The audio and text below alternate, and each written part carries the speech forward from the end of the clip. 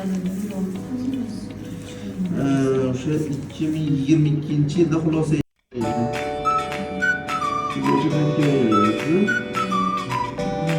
bu nerv mushay kasalliklari neyrogenetikga tegishli narsa. Shunga aytyaptiki, o'ta kontrol uchun bolani hech bo'lmasa 6 oyda bir kontrol yozmay olib kelamiz, shunga so'rayapmiz.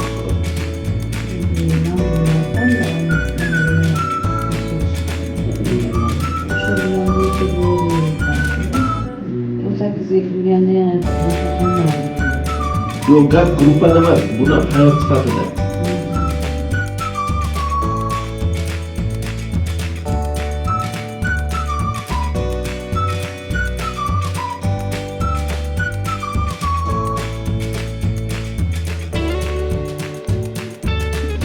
Bunga DNK diagnostika ham topshirilmagan.